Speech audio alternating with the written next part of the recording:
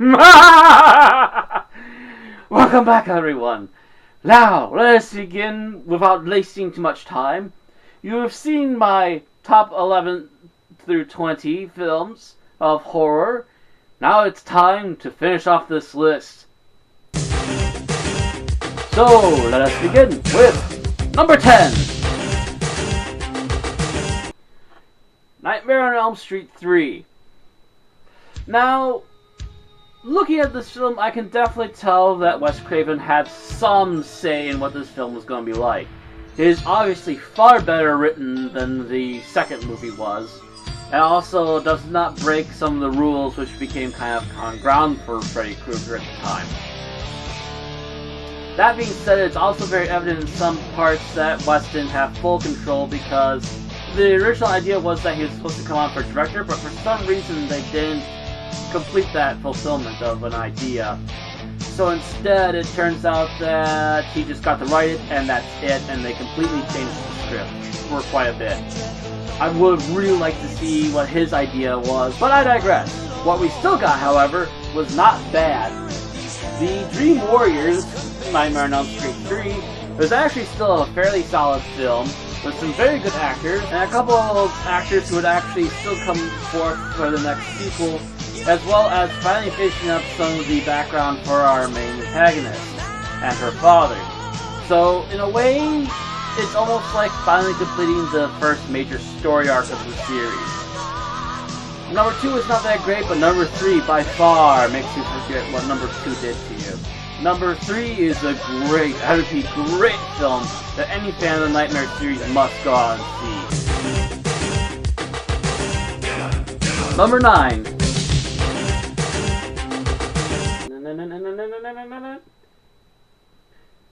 Friday the 13th Part 4, Final Chapter. Yes, we get another Corey Feldman film. Yes, it's younger than what he was in Lost Boys, but I digress. It's still a very solid film. By this point, between number 1 and number 4, we've had the second film, which actually brought Jason into the series, and number 3, which actually gave Jason his iconic hockey mask, which, to be honest, kind of fits him. Part 4 was definitely supposed to be the footnote, the final act, the beginning of the end for Jason. This was supposed to be where everything finally came to a head, and there would be no more Jason, and there would be no more Friday sequels. However, realizing the popularity of the series, Paramount would still milk this cow and even added some slightly opening ending stuff to it. And as we all know, the next one sucked like nuts. But number 4 is a very, very good final act. If you want to stop there, that's a perfect place to actually stop with the Friday the 13th franchise. I would not blame you for not going on after that, because things changed as the sequels went on. Number 8. It's actually not in the pile, but you can see it back there. Return of the Living Dead. This is a comedy horror film, ladies and gentlemen, the first of few that should show up on this list. Don't get me wrong, I like my horror straight up whenever I want it that way, but adding a little bit of comedy and over the top to it just kind of amuses me here and there, especially when it's done right. Return of the Living Dead did it right, and it did it splendidly. There's still a very much an 80s feel to it, but it's not to the point that it's overwhelmingly cheesy. I mean, I know there's probably some people that look like these people in the freaking 90s, so yeah, the look does not affect me that much. It's a very solid horror film when it wants to be horrific. It scared the bejesus out of me as a little kid. But when you get to the comedy parts, you almost have to be an adult to actually grasp the comedy of it all. And it is very funny when you get to see it and understand what they mean by being funny in these parts. Because the overacting is just so stupendous. It's great, it's wonderful, it's a great dark comedy is what this film is. And it's worth far more than just a watch. I got a DVD, apparently it's also been released on Blu-ray already, so go watch it. There's no reason not to. Number 7. Also in the background back there, Phantasm. Phantasm was actually a film that surprised me. I was well into horror films at the time, and I just had no real interest in seeing the Phantasm films. I kind of decided, well, a lot of people seem to like this. I'll watch the first one on LARP on Netflix online. I was stunned. This movie was excellent. This movie still gave me jump scares when I reviewed it not more than a couple weeks ago. It is a great, great horror film, and is deserving of anyone's time and attention. There's a special edition of the DVD by Anchor Bay. It has extras, behind-the-scenes footage, cutout footage, and everything else in between. Number 6. Let me see, we got it here. We got another one here. I think I got another one in the bag. Essentially, I'm saying all in one, the Evil Dead trilogy!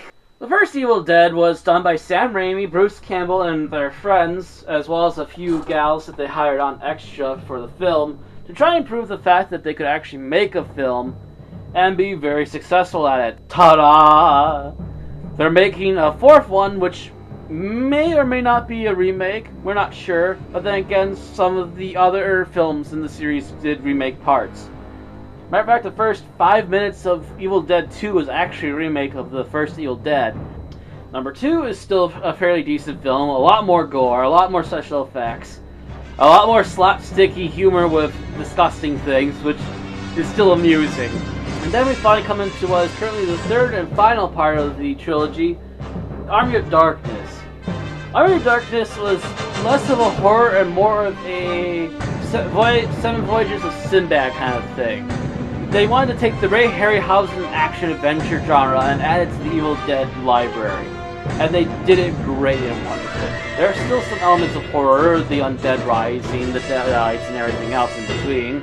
But it's still more of an action-adventure, and it feels like that, and it was on purpose. So, all more power to them, but still technically part of a horror trilogy. Number 5. Critters 2, ladies and gentlemen. Yes, I've already mentioned Critters in this series, but Critters 2 is by far the best, the best sequel in the entire series. There's actually no reason to see the other two sequels, although I kind of find the fourth one to be a guilty pleasure. The only reason I would want number 3 is so I could see Leonardo DiCaprio's sad beginnings. But number 2, ladies and gentlemen, number 2 upped the ante spectacularly. Bigger effects, more critters. The entire town is invaded instead of just one little farm household. And it is great. It is epic. It is everything a sequel should be. And if you like Critters 1, you need to see Critters 2. Number 4. Day of the Dead. For anyone who likes a good zombie flick, likes a lot of action, lots of gore, Day of the Dead will never let you down. Day of the Dead is an excellent, excellent film by George A. Romero, made in the 1980s, and is one gruesome little gremlin of a film. The special effects by Tom Savini, as well as a company that he helps out on occasion, this is beyond just good. This is Tom Savini essentially showing us what he can do at his best when he's allowed to do what he wants and freaks you all out. It is by far the most realistic and grotesque Romero film to date, and it is deserving of it. It is excellent, it is spectacular, it is probably my favorite film of his of all of them, really. Number 3. Gremlins. Yeah, I know it's not exactly a horror film, but it was more the light end of the horror comedy subgenre that was coming out in the 80s a lot of the time. Gremlins was supposed to be this kind of awkward Christmassy film that was supposed to come out in the middle of summer.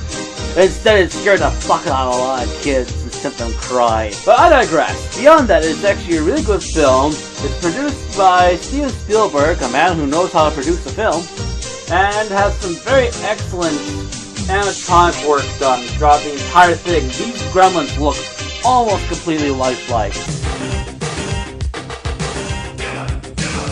Number 2. The Gate. I reviewed this in the later half of my last season. The Gate is probably my first horror film. It is a horror film meant for children and is rated PG. Now, it's kind of awkward saying that someone would like a PG rated horror film. I have no problems with this because The Gate is dang freaky. I don't know why I loved this as a kid, but I did, and I still love it to this day. It's a very well put together film. There's plans of a remake, like Hollywood isn't remaking everything on their sun already. But I will give it some credit. Apparently they're getting H.R. Geiger to recreate some of the creatures for this film. And they are trying to put Weta Studios, the people, some of the members of which were originally part of making the original special effects. But for as it stands right now, The Gate is my number 2. The number 1 film is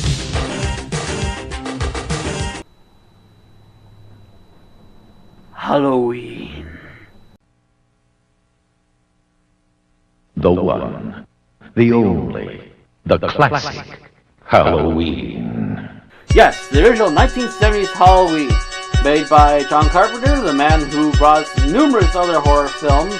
This is still a very excellent film, very little blood, so you can't be freaked out by the gore in this. Yet you can picture the gore in your head, what he's doing to these people as he's slicing them up, as he's getting them posed and ready for the big finale towards the end of the film. It is a very tense, on your edge of your seat movie that still works today. Although I will say that it probably worked better in the 1970s, especially seen on the big screen. And from what I hear, people who left that theater actually left in a group and did not want to go out alone into the parking lot. Which just states how awesome this film really is. The 1970s Halloween film shall never be overshadowed by any remake, sequel, or anything else of the like. It is the quintessential must-see horror film, and you need to see it. If you have not yet, then you are an idiot! But I digress. That's my entire horror movie top 20 list. I'm now going to have to get ready for weddings and trick-or-treating this month, and I'll catch you all later.